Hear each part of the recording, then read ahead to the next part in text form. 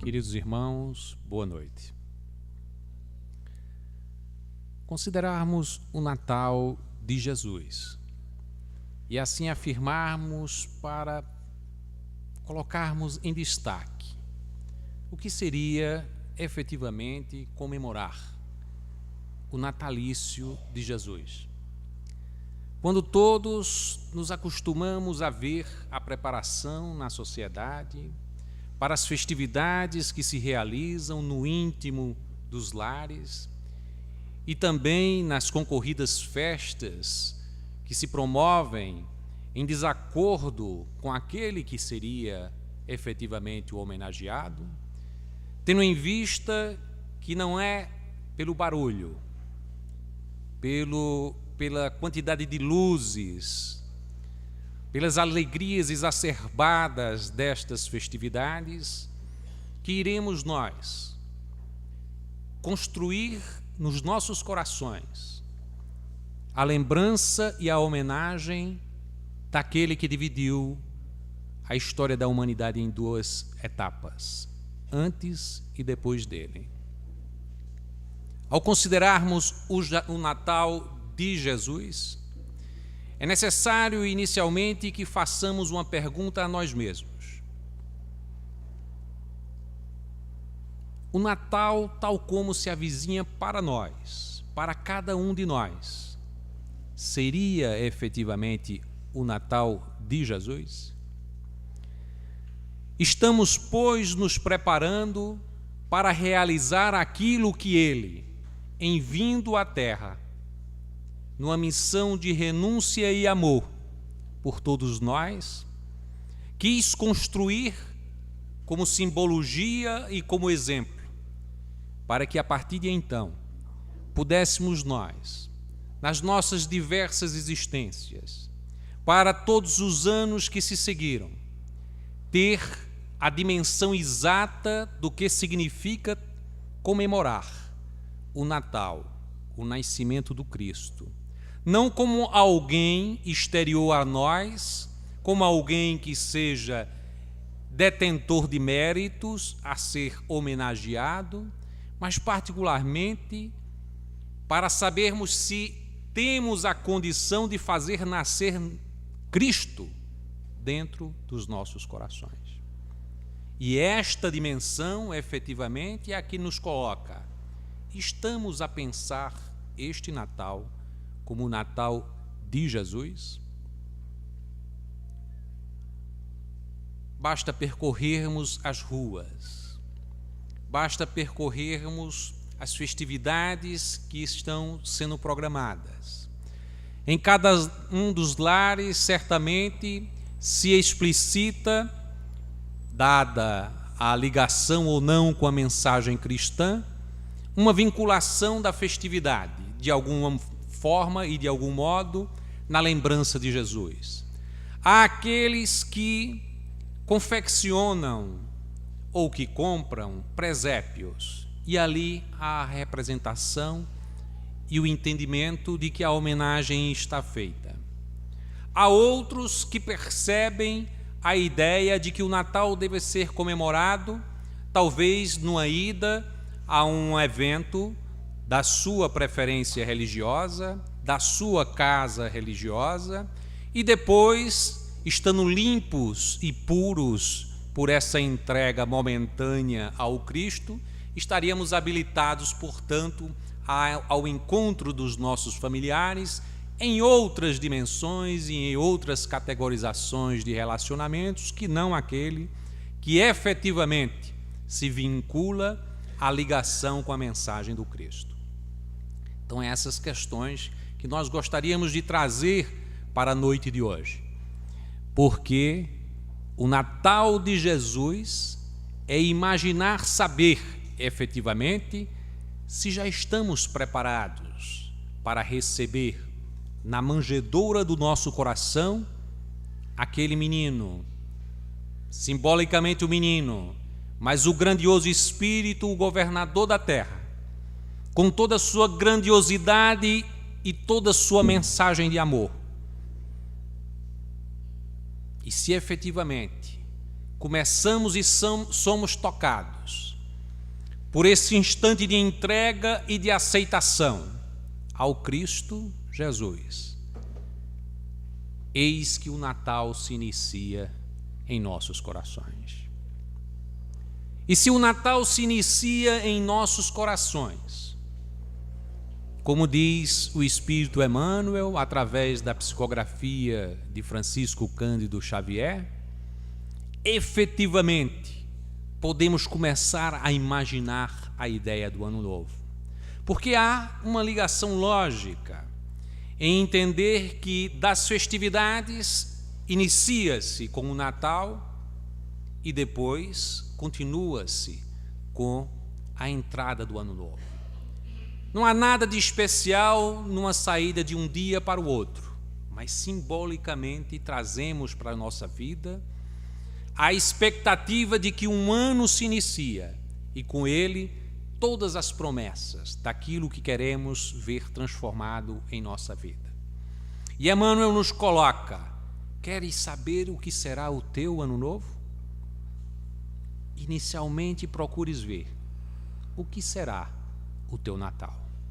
Porque se o teu Natal tiver o conteúdo e a preciosidade de fazer com que o Cristo adentre no teu coração, efetivamente, o teu Ano Novo será um ano cheio de oportunidades, de venturas, de colheitas proveitosas para a tua vida, que se inicia sobre outros parâmetros e sobre outras luzes, porque efetivamente te decidiste de que o Cristo iria fazer morada em teu coração. Então, nesta perspectiva, vale salientar que a percepção inicial do entendimento do Natal do Cristo deve nos levar a uma reflexão de que este evento se reveste de um significado tão grande na história da humanidade para cada um de nós, porque muitas vezes pensamos a história da humanidade como algo distanciado de cada um de nós. E a história da humanidade é a nossa história. Nós estivemos presentes em várias etapas da história da humanidade. Eis porque não podemos falar do passado sem nos referirmos efetivamente de que lá estivemos. Não necessariamente estivemos na Judéia, não necessariamente partilhamos das doces emanações surgidas com os discursos, com o Sermão do Monte, com a presença cariciosa, emblemática do Cristo entre nós. Mas vivemos outras vidas, somos espíritos milenares, e a nossa passagem na Terra, de alguma forma, nos colocou em contato com a mensagem do Cristo. E renitentes, e resistentes, em muitas oportunidades, oferecemos a ofensa. Fomos aqueles que agrediram, fomos aqueles que, em nome do nosso orgulho e da nossa vaidade, e do poder efêmero que a algum momento tivemos, e da nossa ignorância, colocamos contra o processo de criação do amor do projeto do Cristo em nossa sociedade. Eis porque que essa observação do significado do Natal na sua dimensão inteira de entrega desse espírito radiante, crístico, que esteve entre nós por amor e que mudou a nossa vida, por mais que não saibamos, mudou intensamente e continua a mudar. E é uma mensagem tão forte e tão viva que aquele que abraça a causa do Cristo nunca mais será igual. O significado de se trazer aquele conjunto de espíritos para estar presente naquele projeto divino da vinda do Cristo entre nós é algo a ser percebido numa dimensão de um presente divino incalculável para as nossas primeiras impressões. Imaginemos o que era a chegada do Cristo naquele instante,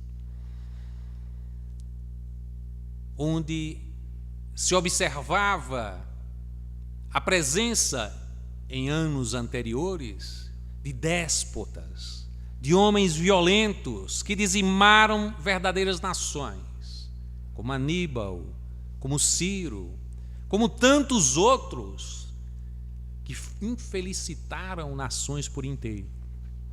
E foi necessário que um projeto se instalasse, inicialmente para que aqueles profetas que antecedessem a vinda do Cristo fosse preparando, passo a passo, a sua chegada entre nós.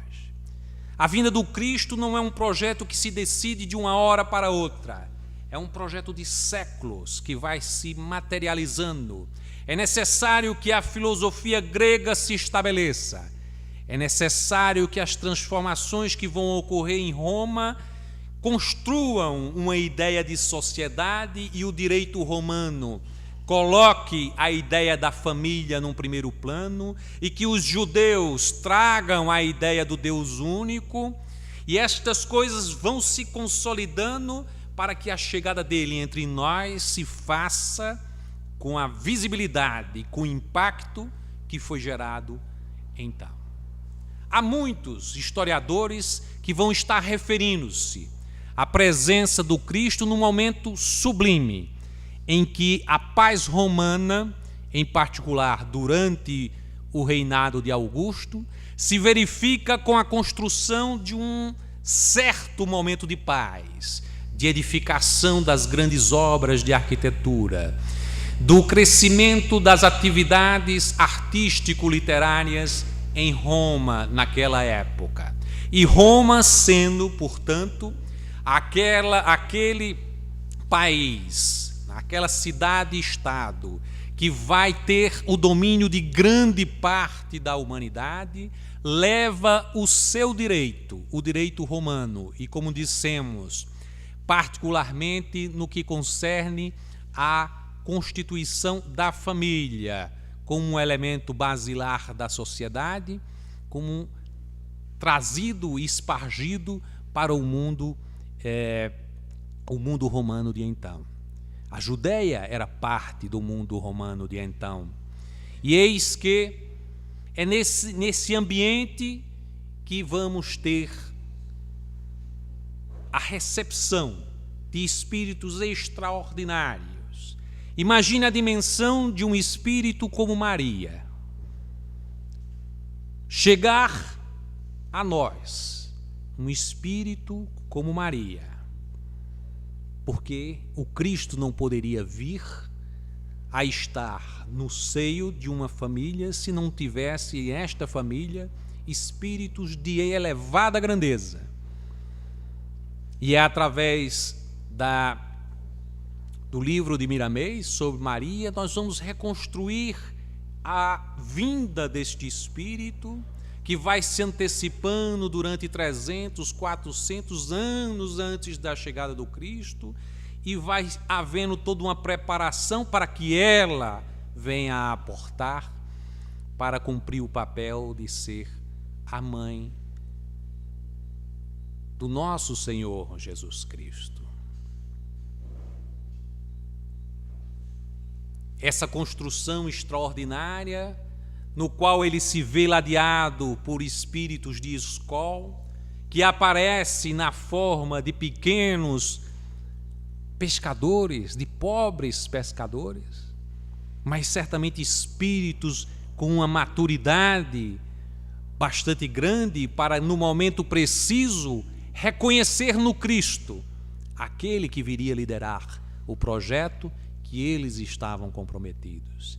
Imaginemos esta construção, a grandiosa construção da vinda do Cristo, para podermos ter condição de nos imaginarmos celebrar o Natal com o significado que queremos aqui dizer, de celebrarmos o Natal de Jesus.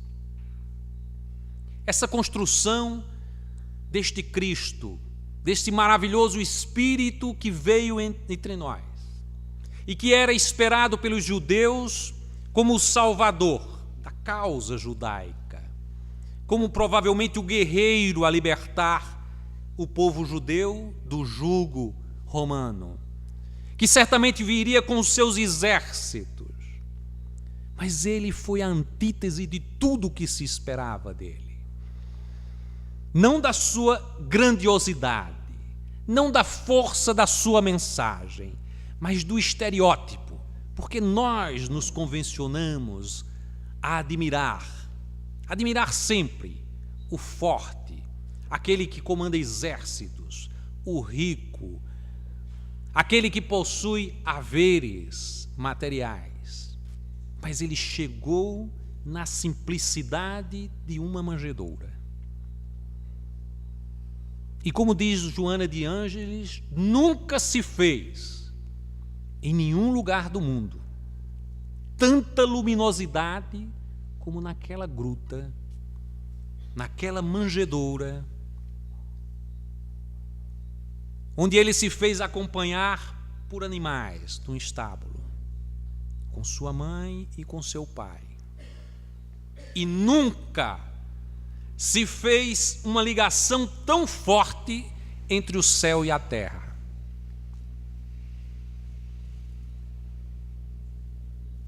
Humberto de Campos afirma que foi celebrado o noivado entre o céu e a terra.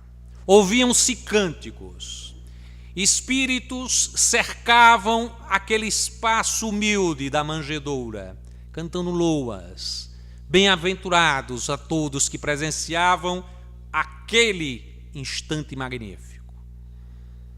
Que maravilhoso imaginar o Natal de Jesus com essa simplicidade e trazermos para dentro de nós.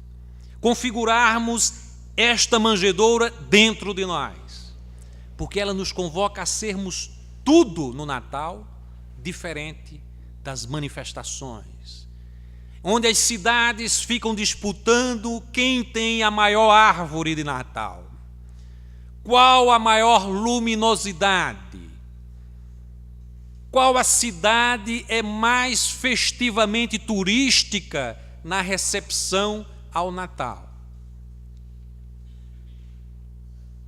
Mas ele não nos chegou com todas essas luminosidades aparentes. A luminosidade que se projetava era uma luminosidade do Espírito e da sua grandeza e da sua força de nos inspirar a cada um de nós, mudarmos o nosso comportamento, mudarmos ativamente, para que sejamos novos, para que nos preparemos para os novos tempos, não para o ano novo próspero, da prosperidade que tanto almejamos, mas para o ano novo venturoso, da construção do homem novo que seremos, quando comemorarmos o Natal de Jesus. E eis que, para recordarmos a sua mensagem extraordinária, não precisamos ir longe do entendimento das nossas fraquezas, na consideração dos tempos atuais, frente à emblemática força do seu Sermão do Monte.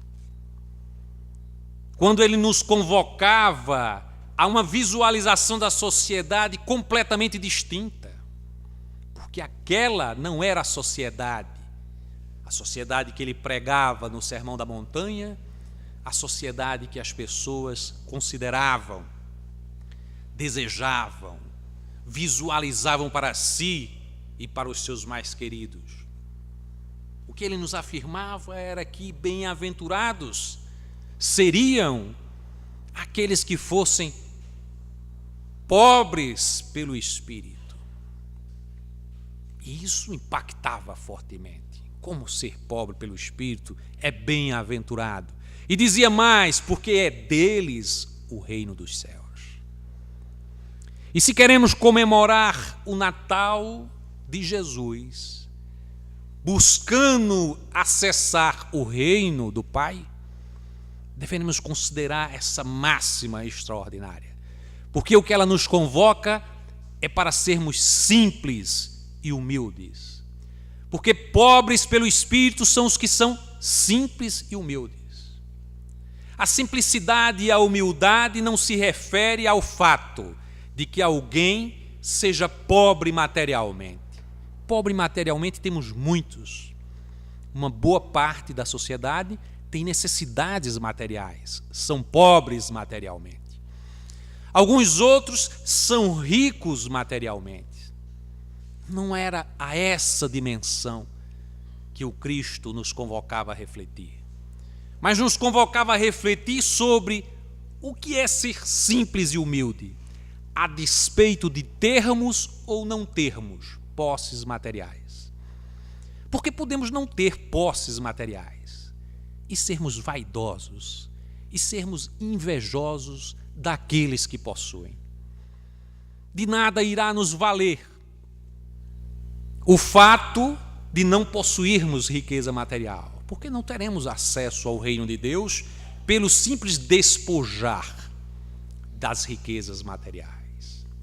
Havia mesmo quem afirmasse, dada aquela máxima que o Cristo teria afirmado de que seria mais fácil passar um camelo, né, pela agulha, né, do que propriamente um rico no reino dos céus. Algumas pessoas começaram a se despojar dos seus bens materiais, mas não se despojaram da vaidade, do orgulho, e ao não fazer isso, não se candidataram a ter o reino dos céus, como ele nos prometeu.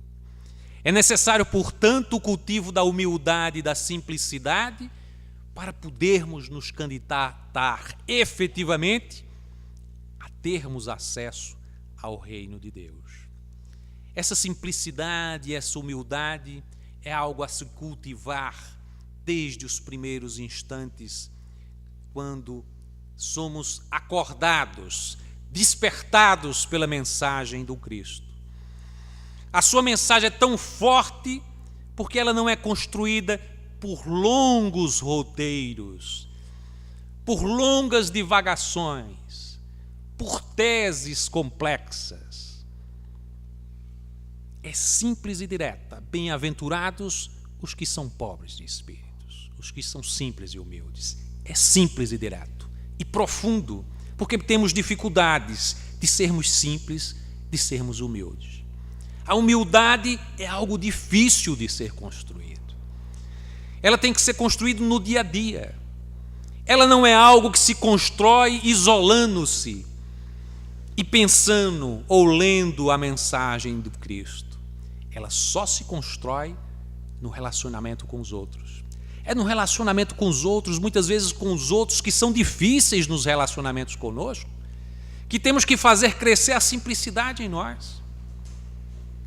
Quando o mundo nos convida e nos força, num ambiente de trabalho, num ambiente de estudo, a sermos competitivos, a sermos competentes e eficientes, esse competente e eficiente está sempre ligado à ideia de que devemos ser também bem-sucedidos. Ser competente liga-se diretamente a ser bem-sucedido, que liga-se diretamente a ser aquilo que a sociedade, ou seja, os outros, imaginam que é fundamental para avaliar o nosso sucesso. E quando penetramos nessa demanda, nessa atração profunda do que os ambientes de trabalho, de estudo nos convocam, nós vamos entrando nesse ambiente ilusório das conquistas materiais e nos fazemos efetivamente eficazes, competentes, médicos competentes, professores competentes, engenheiros competentes, empresários competentes. Para o quê? Somos competentes para o quê? Qual é a medida da nossa competência? O mundo dirá: és competente quando fores rico. A tua competência é medida pela quantidade de pessoas que tu comandas, que tu diriges. Tu és medido em competência pela quantidade de pessoas que seguem a tua observação, que irão ler no jornal a tua opinião. Então tu és competente. E as pessoas se digladiam, são capazes de destruir o outro para alcançar esta posição. Mas não é disso que o Cristo fala. Não é desta construção, deste sucesso que o Cristo nos fala. Lembremos-nos dele. Era o Espírito crístico que estava entre nós, o governador da terra, o que presidiu a criação do nosso mundo. Ele não tinha adversário à sua altura, nenhum doutor, nenhum rei, nenhum líder de exército poderia competir com a sua força. Mas ele nunca se impôs a ninguém. E dizia mais aos discípulos: o Pai nunca se impôs a ninguém. Por que é que eu vou me impor? E por que vós irão se impor a ninguém? Se a construção fosse externa a nós, fosse apenas uma ideia de aderirmos, de dizermos eu creio e nos salvarmos, olha que coisa fácil para o Cristo. O Cristo veio nos convocar a seguir a sua mensagem.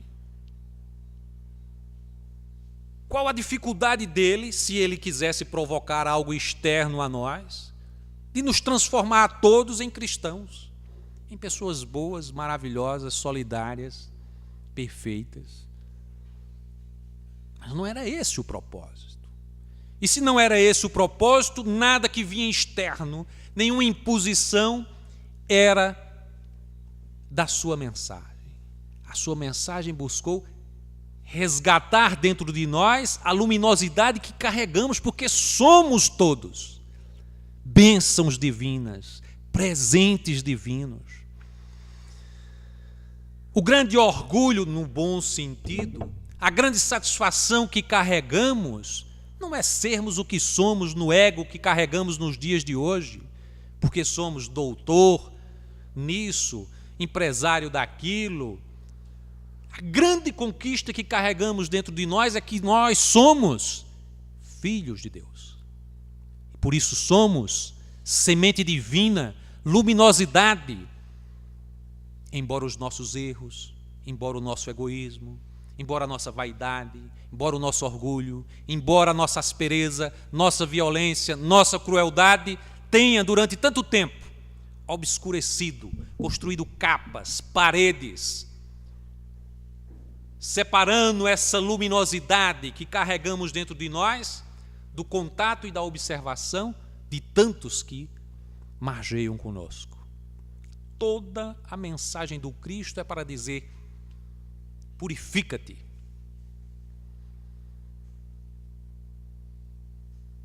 Refaz os teus caminhos.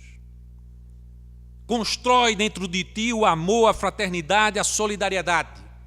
E a cada um desses movimentos que vamos experimentando, porque é uma conquista, e como é uma conquista grandiosa, não é uma conquista que se faz numa só existência, estamos vindo repetidas vezes, alguns repetidas vezes sem sair do canto, é verdade, mas estamos vindo repetidas vezes para irmos incorporando estes valores, nos abrindo a percepções maiores, para sermos capazes de fazer com que essas paredes venham a ser derruídas, que essas capas venham a ser desmanchadas, e que essa luminosidade não sirva apenas para a nossa orientação, porque despertamos e começamos a enxergar o mundo na dimensão que Ele nos trouxe. Ama o Pai sobre todas as coisas, e olhamos para o céu e olhamos para o infinito, em busca e sabemos e saudosos com a doce saudade do Pai. Mas nunca fazemos esse movimento se, em primeiro lugar, não olharmos para dentro de nós. Porque todo movimento de descoberta, de entendimento, passa por olharmos para dentro de nós. E quanto mais olhamos para dentro de nós e erguemos os olhos numa saudade extraordinária do Pai, atendemos ao chamado do Cristo, que nos convoca: amai ao teu semelhante, faze a ele aquilo que gostaria que fizeste a ti. E quando afirma que o Pai é Pai de todos nós, constrói pela primeira vez na história da humanidade a ideia de que somos participantes de uma família, da família universal. E se somos parte da família universal, se somos irmãos, o que estamos esperando para abraçarmos os irmãos que estão na estrada conosco? Vamos pensar o Natal de Jesus e nos referirmos ao seu chamamento. Somos irmãos. Não somos irmãos apenas dos irmãos que temos em família. E ele nos afirmava: não ama apenas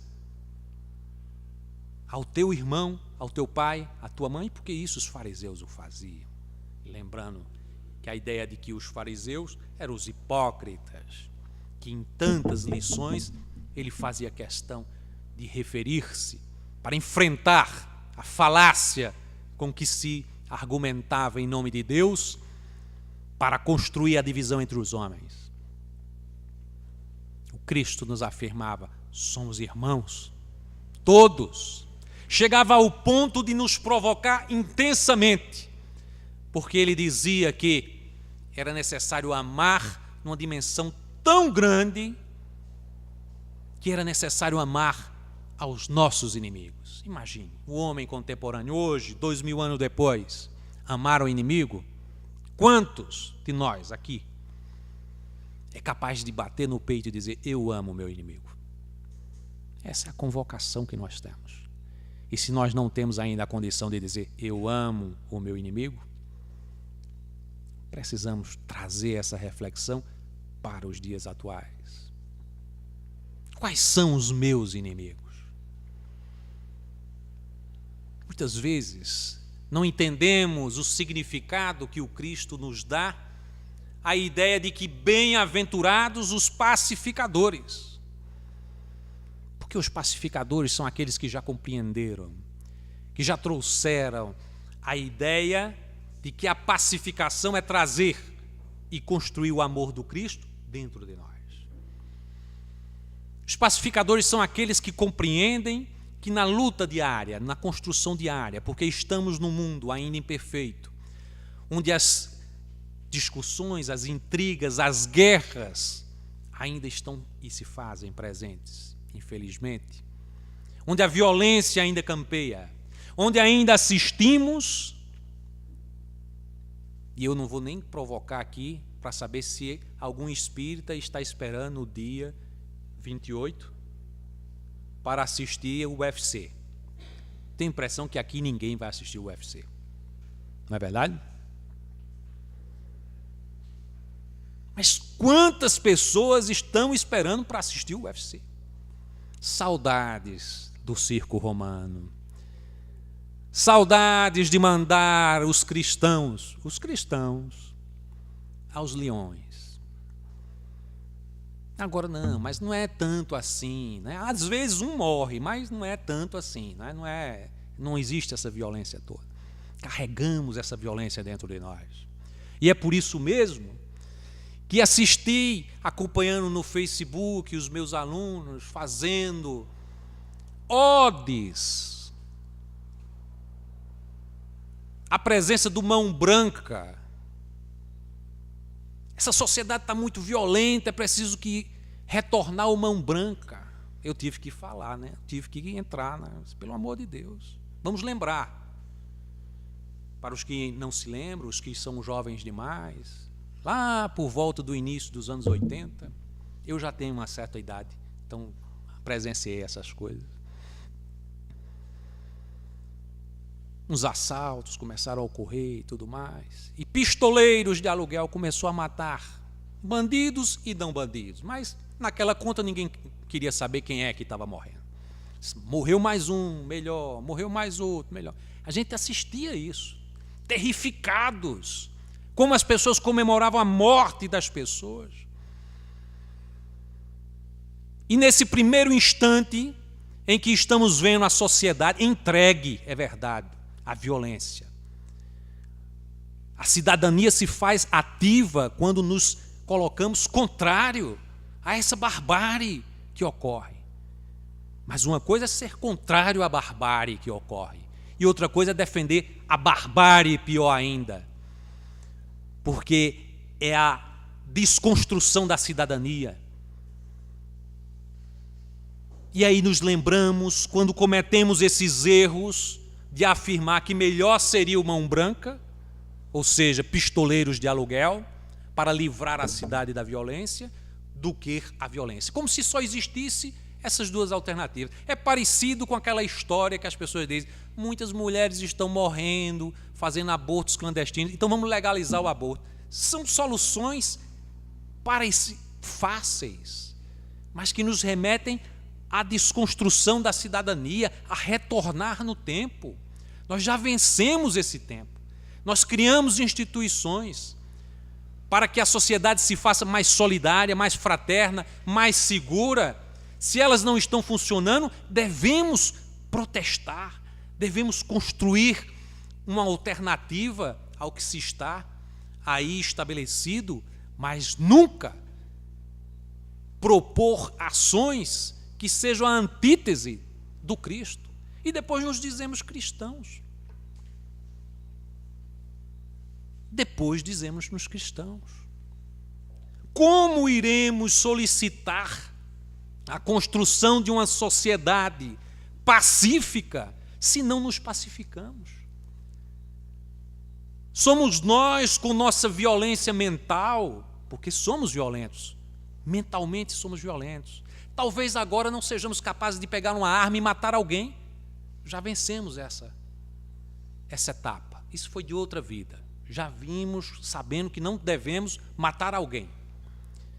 Mas quantos de nós são violentos com as palavras? Quantos de nós utilizamos da nossa inteligência para esmagar os nossos semelhantes? Para triturar as emoções dos nossos semelhantes? No ambiente de trabalho, nós desconstruímos as pessoas. E as pessoas se fragilizam, muitas vezes chegam a situações de depressão profunda por uma violência que é cometida não com a utilização da força física, mas das palavras. E quantas vezes somos violentos nos nossos pensamentos, mesmo quando não o realizamos através de palavras ou de gestos. Mas vai assistir o UFC, que certamente você está ajudando a criar essa psicosfera de violência. Muitos não entendem que a sociedade que temos é o resultado daquilo que pensamos. Então controlemos os nossos pensamentos. O Natal de Cristo, o Natal de Jesus, é o Natal que se realiza pela mudança do nosso padrão de pensamentos, das nossas escolhas. Quando escolhemos um filme, vamos escolher um filme onde a gente vai assistir serial killer e está esperando o quê? Quais são as emoções que você carrega?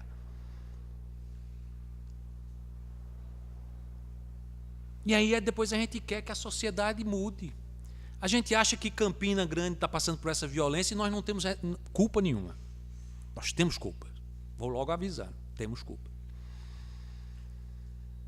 Federação Espírita, alguns setores estão colocando na internet uma ideia extraordinária. Às 23 horas, durante 3 dias por semana, as pessoas estão parando para meditar pela paz no mundo, na sociedade. Ninguém para rezar por si mesmo ou pelos seus familiares, mas pela sociedade, pela paz, pelo bem, para que possamos caminhar em direção ao mundo de regeneração que tanto sonhamos. Começar a mentalizar, para que os dirigentes da sociedade pensem mais no próximo. Que as leis que sejam geradas sejam leis da solidariedade, que alcance o irmão em suas necessidades. Que os empresários realmente pensem na construção de empresas com o intuito de gerar empregos, de gerar riquezas que se distribuam, que potencialize o mundo solidário. De então, muitos empreendimentos estão sendo realizados hoje, com empresas de novo tipo, com responsabilidade social, incorporando demandas da sociedade. Esse movimento é um movimento que tem que receber das nossas percepções e das nossas orações vibrações positivas para que prosperem. Agora mesmo, quando na guerra que hoje se trava na Síria, como lá na Palestina, nos conflitos que se realizam há tanto tempo entre judeus e palestinos, existe certamente espíritos no plano espiritual e espíritos encarnados que estão focando na guerra. Mas existem, minha gente, muitos espíritos no plano espiritual e na carne que estão trabalhando em favor da paz. Vibremos em favor destes nossos irmãos, para que a paz seja construída. E o Cristo nos afirmava: bem-aventurados os pacificadores. Mas ninguém será pacificador, ninguém irá construir a paz se ele não se pacifica, se o seu pensamento não é de paz, se ele não carrega o ódio, a mágoa. Porque se ele carregar ódio e mágoa, como é que ele é capaz de ser pacificador? Como é que alguém que se delicia vendo uma briga tem a capacidade de cumprir um papel na sociedade em favor dos outros? E olha que nós não estamos falando de outra dimensão importantíssima, porque a sociedade imagina que resolver as coisas, como antes imaginávamos, isso já está acabando no mundo, graças a Deus, em boa parte dele, mas ainda persiste a ideia da pena de morte. Porque antigamente nós fazíamos assim: eu sou teu inimigo, eu mato você, pronto, e imagino que resolveu as coisas. Nós sabemos que não se resolve as coisas, que essas coisas vão prosperar por muitas e muitas outras vidas, que esse espírito que morreu agora na carne irá nos acompanhar e perseguir por muitas e muitas existências. Mas nós imaginávamos assim, e algumas vezes dizemos: aqui devia ter a pena de morte, como tem em outros países, como se a substituição de uma morte que nós realizássemos, agora é o Estado quem realiza isso. Isso nos exime de culpa. Temos culpa. Nós referendamos as leis, aqui no Brasil não, que foram a favor da pena de morte em outras épocas. Em outros países ainda persistem. Mas somos responsáveis pelas mortes não oficiais que se realizam nos verdadeiros calabouços que é o nosso sistema prisional. Nosso sistema prisional é medieval. Alguém que visite uma prisão saberá que aquilo não é a justiça que o Cristo veio nos ensinar. Porque o Cristo, em nenhuma circunstância, falou de que deveríamos fazer a punição, o olho por olho, o dente por dente. Toda a sua história entre nós é uma mensagem de elevação, de resgate, de educação, para que nós possamos efetivamente construir um mundo melhor, começando em nós, nas relações que mantemos com os nossos semelhantes, para a sociedade como um todo. O Cristo nos disse ser bem-aventurados os pacíficos, os mansos, porque herdarão a terra. E afirmou categoricamente: os mansos herdarão a terra. Olha que coisa extraordinária de ser dita há 2000 anos. Quando quem tinha terra, quem ocupava, quem guerreava, quem dominava, era quem tinha a terra. Mas ele disse: os mansos herdarão a terra. Olha que coisa impressionante. Até hoje a gente não entende isso. A gente quer ser dominador, a gente quer dominar, a gente quer comprar. Porque nós temos uma forma diferenciada de termos a terra. Nós achamos que temos a terra. Muitas vezes alguém tem uma fazenda, alguém tem uma grande propriedade e tal, e acha: eu tenho. Lê do engano. Não somos possuidores de nada que não seja a nossa construção íntima. Isso nós somos donos. Isso é nosso. Isso é construção nossa. Há quem diga assim: não se levará nada disso para o cemitério. Para o cemitério aqui não interessa levar para coisa nenhuma, né? Além do corpo, do despejo, para que levar qualquer outra coisa, né? Antigamente se fazia isso, né? Os egípcios, ao colocar o faraó, né, no seu sepulcro, levava riquezas e tudo mais, porque imaginava que ele iria ter condições de carregar aquilo. Hoje sabemos que não vale muito a pena. Portanto, lembrem-se, em tendo parentes que desencarnam, não bota as riquezas lá, porque também não vai valer de coisíssima nenhuma, né? Mas bem, se essa riqueza não nos vale, quando nós temos uma dimensão espiritual, mais ainda. Porque temos a compreensão concreta de que temos que experienciar muitas e muitas situações para incorporarmos os valores que nos faltam.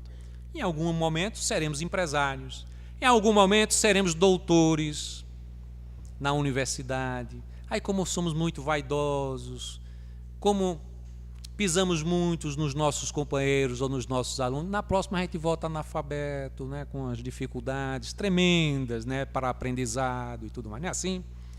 Alguns com muito dinheiro, como empresários e tudo mais, maltratam os seus funcionários, tal, gostam de se envaidecer das condições, vão voltar em situações de penúria extraordinária para aprender o outro lado. Então é preciso haver uma compreensão do Natal de Jesus com as lições que ele nos trouxe. Simplicidade, pureza de coração, mansuetude. São os bem-aventurados, os que têm sede de justiça. Justiça era o conhecimento da lei divina. Não é sede de justiça os vingativos. Tem gente que lê a Bíblia e diz: está vendo? Eu tenho sede de justiça, fizeram mal a mim, mataram o meu pai, eu tenho sede de justiça, eu sou bem-aventurado. Não conhece a mensagem do Cristo. Nenhuma ideia do Cristo de dizer que sede de justiça é vingança. Sede de justiça é a sede da justiça divina, do entendimento do divino. E o Bert Roden fala mais claramente que quem tem a sede amplia cada vez mais essa sede. É uma sede que nunca cessa. Porque quem tem sede de Deus mantém-se permanentemente com esta sede de Deus. Embora Cristo nos tenha afirmado que em buscando essa justiça divina, que em buscando a pureza dentro de nós, nós veremos a Deus.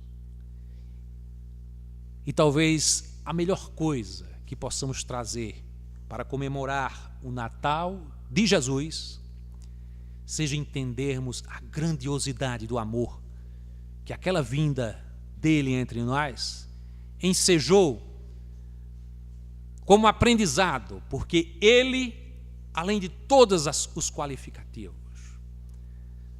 a melhor percepção que devemos trazer dele é do Mestre, o Mestre Nazareno.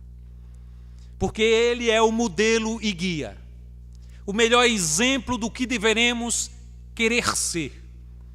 E essa sede de ver a Deus que ele nos prometeu, nos encaminha para ele, que é a porta, que é o caminho para a verdade e a vida. É este o Natal de Jesus que deveremos comemorar nestes dias de hoje.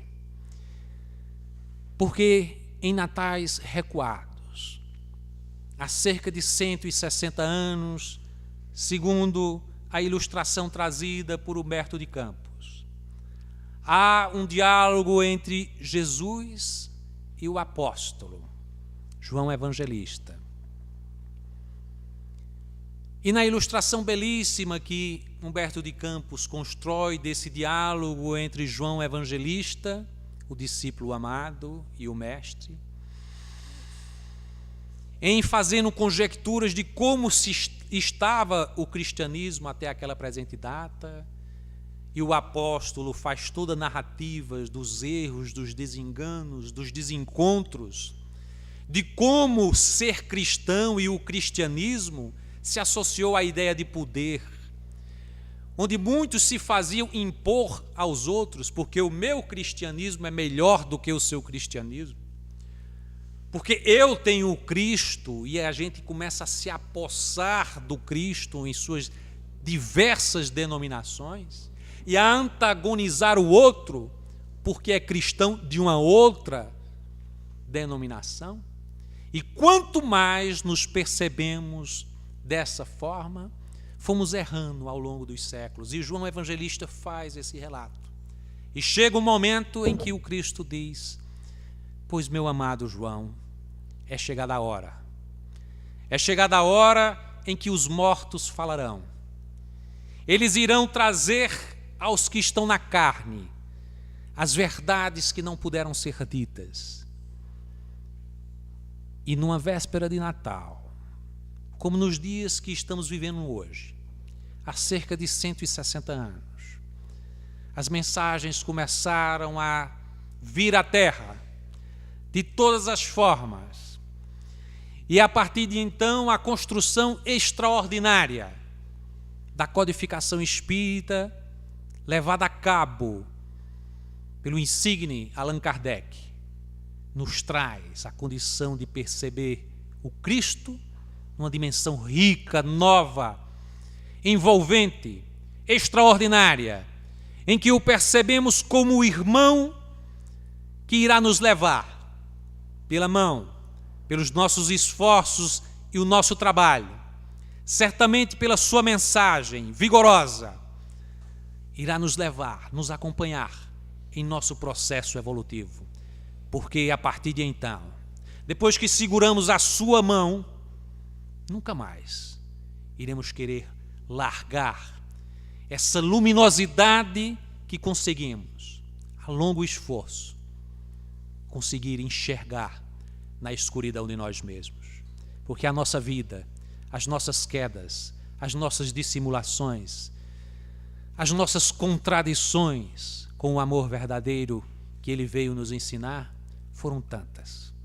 Caímos tanto e nos envergonhamos e nos apiedamos de nós mesmos, que hoje, enriquecidos pela doutrina espírita, fortalecidos no trabalho irmanado que se realiza, como numa casa dessa, numa casa de luz, onde aqui, numa palestra, podemos ter o que? 150, talvez, pessoas aqui presentes.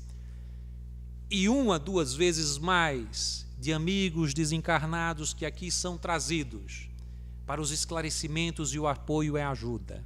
Porque aqui se realiza nessa casa, uma casa de luz, o atendimento fraterno.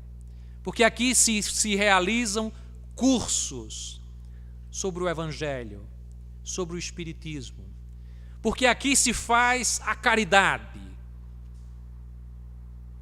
sem nenhuma imposição, como estávamos a falar com Marquinhos, nas atividades de apoio a tantos que nos circundam e que são beneficiados com a alimentação nas noites frias, por tantos outros que são beneficiados com roupas, com os agasalhos, por tantos outros que são beneficiados nesta casa com as cestas, mas tudo isso é menor do que o aprendizado que cada um realiza quando abraça a causa do Cristo, quando realiza dentro de si a grande transformação e quando entende que o Natal Natal, o Natal é Cristo em nós. O Natal é Cristo em nós. E se eu posso desejar a cada um dos presentes um Feliz Natal, se eu posso desejar a cada um de vocês, encarnados e desencarnados que aqui estão presentes, um feliz Ano Novo, eu devo imaginar que cada um começa a construir dentro de si a manjedoura, porque o Cristo é simples, é puro. Temos que carregar o Cristo não em argolas douradas, não em objetos de ouro, na sua exemplificação, mas trazer a manjedoura para dentro de nós. E construir essa simplicidade, essa humildade e essa pureza, e essa mansuetude e essa pacificação dentro de nós. E nos dizermos: Senhor, eu tenho sede de Ti. E esta sede é inesgotável. Senhor, eu quero ser o Teu filho, eu quero acessar o Teu reino, eu quero Te ver, Pai, cumprindo a promessa do Cristo. E hoje, desejar isso a vocês é imaginar que de hoje até o dia em que comemoramos o natalício do Cristo, vocês irão fazer essa realização interna, de pensar a grandiosidade deste evento, de pensar a grandiosidade da entrega do Cristo a nós, para começarmos a construir a ideia de que podemos ser também para o nosso semelhante um pouco daquilo que recebemos do Pai, do Cristo. E de tantos outros que, em nome deles, nos vêm acordar, despertar, como um Francisco de Assis, em outra roupagem do apóstolo amado, que nos vem trazer a mensagem da pureza nos momentos tenebrosos das cruzadas e da Inquisição. Quando pensamos em Francisco Cândido Xavier, quando pensamos em Irmã Dulce, quando pensamos em tantos e tantos que, transitando no mundo, trouxeram a mensagem do amor, da fraternidade e da solidariedade. Meus irmãos, meus queridos irmãos, que aqui nesta Assembleia vieram em busca do conforto da palavra do Cristo, que o amor do Cristo faça morada hoje e sempre no coração de todos vós, porque aí se abrirão novos dias, novos anos, novas existências renovadas, em que a luz se fará presente nas suas vidas, porque o Cristo nos aguarda, nos espera. O Natal dele é mais do que a comemoração do seu nascimento, é a comemoração do seu chamado e, se Deus quiser, do atendimento que iremos fazer a este chamado. Sim, Senhor, eu irei.